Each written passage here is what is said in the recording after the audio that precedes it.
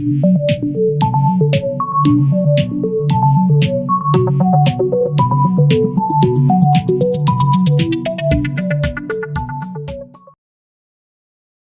क्या आप जानते हैं कि आप अपने पीएफ अकाउंट से पीएफ का पूरा पैसा निकाल सकते हैं? अगर नहीं जानते हैं तो उसका एकदम लेटेस्ट प्रोसेस आज की वीडियो में मैं आपको बताने वाला हूँ। नॉर्मली आपकी कंपनी द्वारा आपके पीएफ का पैसा 3 अलग अलग अकाउंट में जमा कराया जाता है, एम्प्लॉइज कंट्रीब्यूशन में, एम्प्लॉयर कंट्रीब्यूशन में और पेंशन कंट्रीब्यूशन में। तो आज की वीडियो में आप जानने वाले हैं कि इन तीनों अकाउंट में से पूरा पैसा किन कंडीशंस में निकाल सकते हैं। पैसा निकालने के लिए लेटेस्ट ऑनलाइन प्रोसेस क्या है करके डायरेक्ट वेबसाइट को ओपन कर सकते हैं। उसके बाद यहाँ आप देखेंगे राइट हैंड साइड में आपको ऑप्शंस में से आपको क्लिक करना है online claim member account transfer पर। जैसे ही आप क्लिक करते हैं आपको यूनिफाइड मेंबर पोर्टल खुल के आ जाएगा। एक लॉगिन स्क्रीन आपको दिखाई देगी। यहाँ आपको अपने यूएन नंबर, पासवर्ड और कैप्चा कोड के साथ लॉगिन कर लेना है।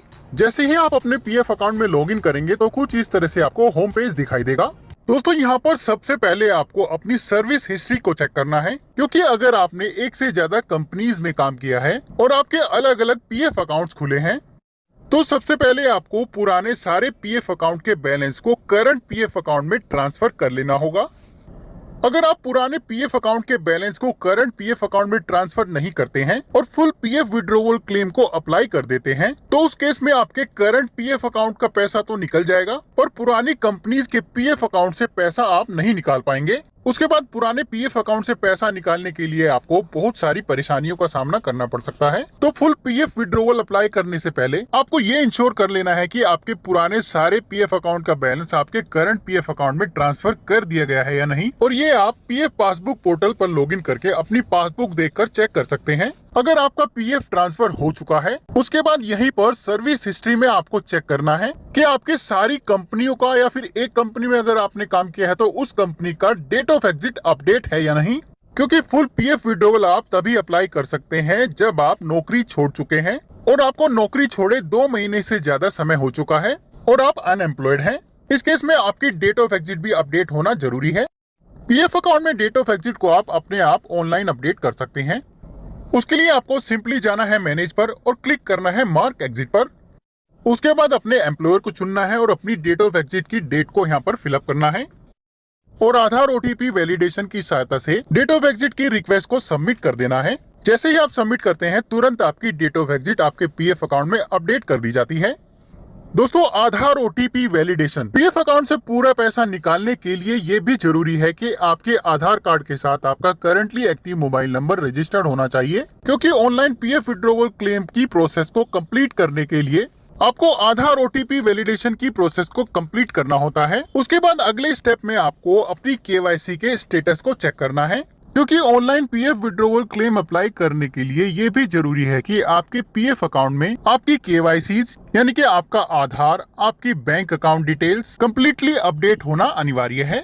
पीएफ अकाउंट की केवाईसी में आप बैंक अकाउंट डिटेल्स को और पैन डिटेल्स को ऑनलाइन ही अपडेट कर सकते हैं। उसके लिए सिंपली यहाँ पर आपको ऑप्शन को चुनना है, अपनी डिटेल्स को फिलअप करना है और आधार ओटीपी वैलिडेशन के जरिए रिक्वेस्ट को सबमिट कर देना है। रिक्वेस्ट आपके एम्प्लॉयर के पास भेजी जाती है। उसके बाद आपका एम्प्लॉयर डिजिटल सिग्नेचर के जरिए उसको अप्रूव करता है और उसके बाद आपकी केवाईसी आपके पीएफ अकाउंट में अपडेट कर दी जाती है। यहाँ पर कुछ बैंक की केवाईसी डायरेक्ट बैंक को अप्रूव करने के लिए भेजी जाती है, जैसे कि state bank of India, Punjab national bank, Canara bank.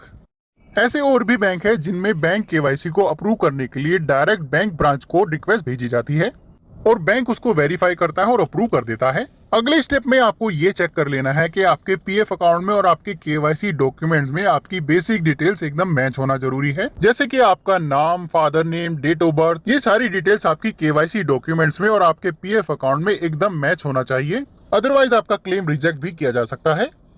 उसके बाद अगर आप ये सारे स्टेप्स पूरे कर चुके हैं, यहाँ को जाना है ऑनलाइन सर्विसेज पर और यहाँ पर आपको सेलेक्ट करना है क्लेम ऑप्शन को।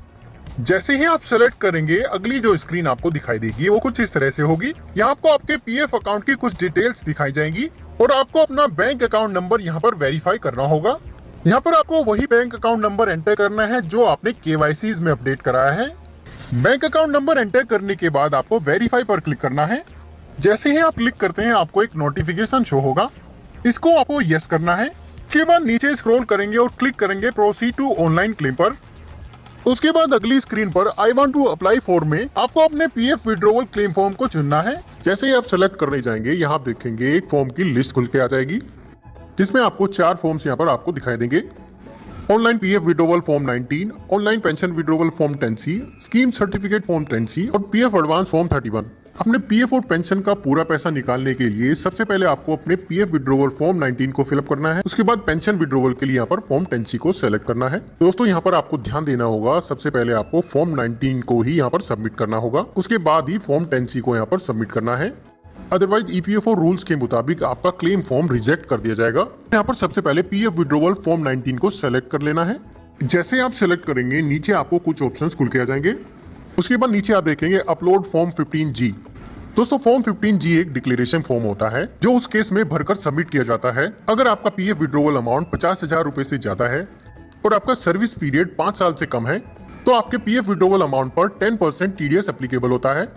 और अगर आपका पैन केवाईसी अपडेट नहीं है तो ये टीडीएस आपका 35% तक भी काटा जा सकता है।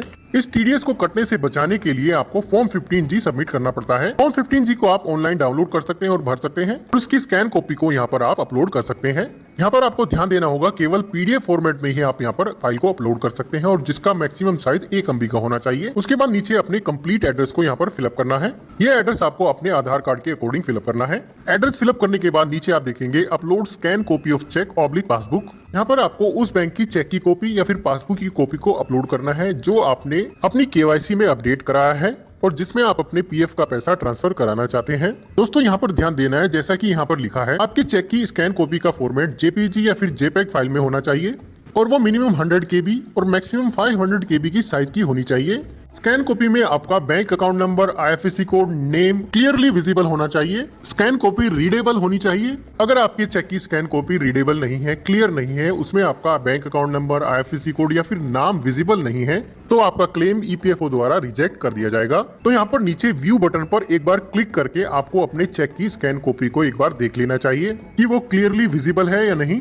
उसके बाद नीचे इनके डिस्क्लेमर को सेलेक्ट करना है, चेक बॉक्स पर क्लिक करना है और नीचे गेट आधार ओटीपी बटन पर क्लिक कर देना है। जैसे आप क्लिक करेंगे, आपके आधार कार्ड के साथ रजिस्टर्ड मोबाइल नंबर पर एक ओटीपी भेजा जाएगा। उस ओटीपी को आपको यहाँ पर एंटर करना है और नीचे वैलिडेट ओटीपी और सबमिट क्लेम फॉर्म पर क्लिक कर देना है। जैसे ही आप validate OTP and submit claim form पर क्लिक करेंगे, आपका पीएफ विड्रॉवल क्लेम सबमिट हो जाएगा।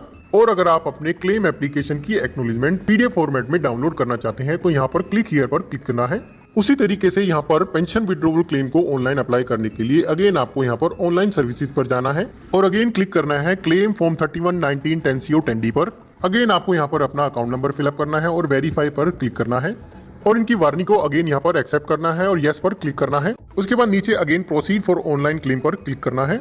उसके बाद यहाँ पर I want to apply for में जब आप अपने क्लेम फॉर्म को सेलेक्ट करते हैं, यहाँ पर अब की बार आपको only pension withdrawal form 10C को सेलेक्ट करना है। अगेन यहाँ पे आपको एड्रेस फिलअप करना है। आपका पूरा एड्रेस क्या है वो यहाँ पे फिलअप करेंगे। एड्रेस फिलअप करने के बाद आपको यहाँ पे कैंसिल चेक की कॉपी या फिर पासबुक की कॉपी यहाँ पे अपलोड करनी है। कैंसिल चेक और पासबुक की कॉपी अपलोड करने के बाद फिर से आपको नीचे इनकी टर्म्स एंड कंडीशन को यहाँ पे एक्सेप्ट करना है और चेक बॉक्स पर क्लिक करके उसको सेलेक्ट कर देना है। सेलेक्ट करने के बाद गेट आधार ओटीपी पर फिर से क्लिक करना है। जैसे ही क्लिक करेंगे, आपके रजिस्टर्ड मोबाइल नंबर, जो आधार के साथ आपका रजिस्टर्ड मोबाइल नंबर है, उस पर ओटीपी आएगा, उसको यहाँ पे आपको एंटर करना है और उसके बाद validate OTP and submit claim form पर क्लिक कर देना है। जैसे ही क्लिक करेंगे, आपका जो पेंशन का फॉर्म है यानी कि फॉर्म 10C भी आपका यहाँ पे सबमिट हो जाएगा और उसकी एक्नॉलेजमेंट के लिए फिर से आपको यहाँ पे क्लिक हियर पे क्लिक करना है और उसकी पीडीएफ एक्नॉलेजमेंट को डाउनलोड कर लेना है। तो दोस्तों इस तरीके से आपका जो पीएफ का बैलेंस है और जो पेंशन का बैलेंस है वो फुल्ली आप ऑनलाइन अप्लाई करके आप निकाल सकते हैं।